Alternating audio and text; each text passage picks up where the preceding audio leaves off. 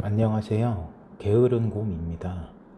요즘 재난기본소득 이후로 기본소득제 도입에 대한 논의가 활발한 것 같습니다.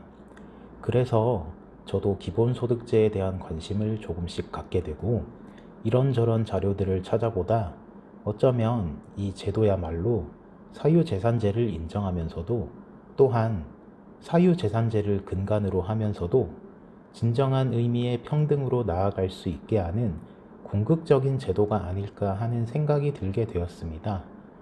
단도직입적으로 말씀드리자면 저는 기본소득제에 대해 진지하게 연구해 보거나 깊은 전문 지식을 갖고 있진 않습니다. 하지만 제가 기본소득제에 대해 갖고 있는 아이디어나 생각들을 다른 분들과 공유해 보고 싶기도 하고 집단지성이라는 말도 있듯이 이 분야의 전문적인 다른 분들의 의견이나 말씀도 많이 들어보고 싶습니다. 이번 영상에서는 기본소득제에 관한 간단한 상식들 몇 가지에 대해서만 언급하고 넘어가고자 합니다. 먼저 기본소득제의 정의에 대해서 보겠습니다. 기본소득이란 재산이나 소득의 많고 적음이나 노동 여부와 무관하게 국가가 국민 모두에게 동일하게 지급하는 돈을 의미합니다.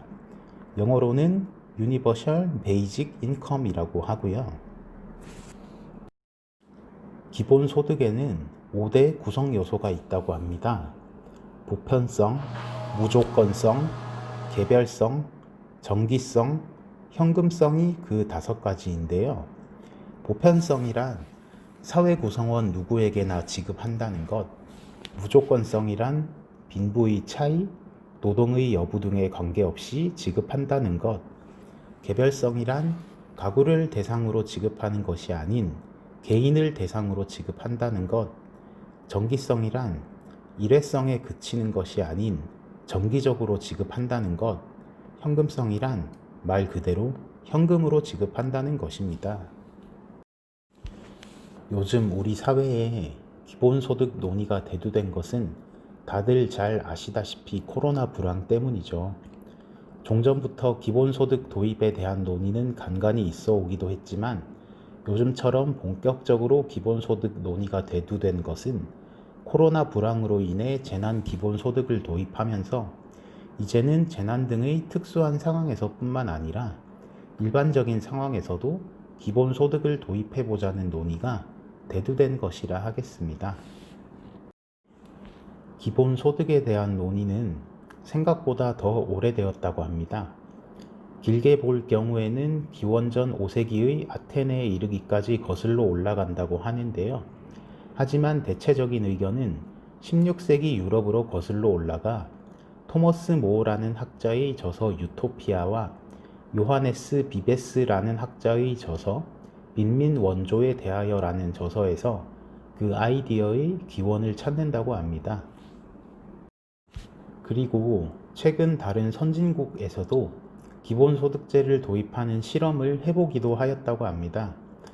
따라서 기본소득제가 이상에만 머무는 제도는 아니고 어느 정도 현실성은 있는 제도라 할 수 있겠죠. 캐나다 온타리오 주에서는 2017년 주민 4,000명을 대상으로 3년간 연 1,400만 원을 주는 기본소득 실험을 하였다고 합니다. 하지만 예상보다 많은 비용 문제로 1년 만에 사업이 중단되었다고 하고요. 핀란드에서는 2017년과 2018년의 2년간 실업자 2,000명에게 매달 약 74만 원을 주는 기본소득 실험을 하였다고 하는데요. 그 실험의 결과에 대해 성공인지 실패인지의 여부에 대한 의견은 엇갈리는 편이라고 합니다. 즉, 분명한 것은 기본소득의 도입으로 취업 장려의 효과가 없었으므로 기본소득은 실패한 것이라는 의견과 그래도 기본소득의 도입으로 삶의 행복감은 높였으니 실패했다고 볼 수는 없다는 의견이 대립한다고 합니다. 이번 영상은 여기까지입니다. 다음 영상에서는 기본소득에 관한 다른 이야기를 해보도록 하겠습니다. 재밌게 보셨다면 구독과 좋아요 한 번씩만 부탁드립니다.